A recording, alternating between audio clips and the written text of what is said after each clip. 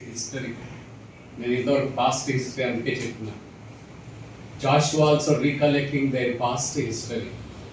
వారి పూర్వపు చరిత్రని జ్ఞాపకం చేస్తా ఉన్నారు. మన పూర్వీకులను జ్ఞాపకం చేసుకోవడం చాలా చాలా దీవెనకరం.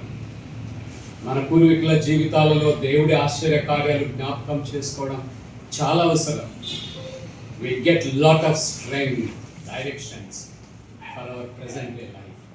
మన ప్రస్తుత జీవితానికి ఆ పూర్వపు నాయకులు వారు దేవుని నడిపింపులో చేసిన అద్భుత కార్యాలు మనకు కూడా ఎంతో ఆత్మ స్థైర్యాన్ని బలాన్ని అభిగ్రహిస్తాయి.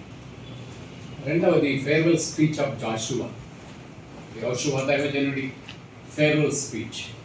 బైబిల్లో చాలా కొంతమందికి మాత్రమే ఫేర్వెల్ స్పీచెస్ కనిపిస్తాయి. అందులో జాషువా కూడా ఒకరు. సో ఆయన ఫేర్వెల్ స్పీచ్ ఇచ్చే ప్రత్యేకత ఏంటంటే జనాంగం అంతటిని కూడా పిలిచాడు.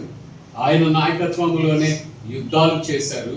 మోషే నాయకత్వంలో సాత్విక నాయకత్వంలో నడిచిన ప్రజలు, యోషువ నాయకత్వంలో యుద్ధశూరుడైన యెహోవా యుద్ధాలు చేసి రక్తాలు కార్చి ఆ దేశాలని స్వతంత్రం చేసుకొని 11 భాగాలుగా విభజించుకొని they have occupied the promised land. Liberation start అయింది. ప్రామిస్డ్ ల్యాండ్ని ఆక్యుపై చేసుకోవడంతో liberation act comes to an end, చివరికి చేయబడ్డది. సో అక్కడ యోషువ దైవజనుడు మాట్లాడతారు. దైవజనుడు మాట్లాడుతున్నటువంటి tone is not happiest tone. ఆయన సంతోషంగా పలుకుతున్న మాటలు కాదు, ఆయన నొప్పితో మాట్లాడుతున్నటువంటి మాటలు.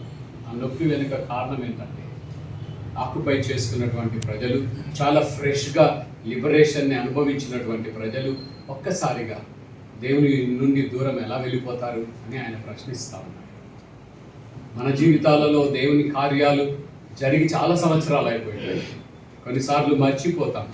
కానీ వీరి జీవితాలలో వెరీ ఫ్రెష్ లిబరేషన్ యాక్ట్. చాలా కొద్ది దినముల క్రితమే విమోచనను అనుభవించినటువంటి ప్రజలు యెహోవా దేవుని నుండి ఎలా దూరం వెళ్ళిపోతారు.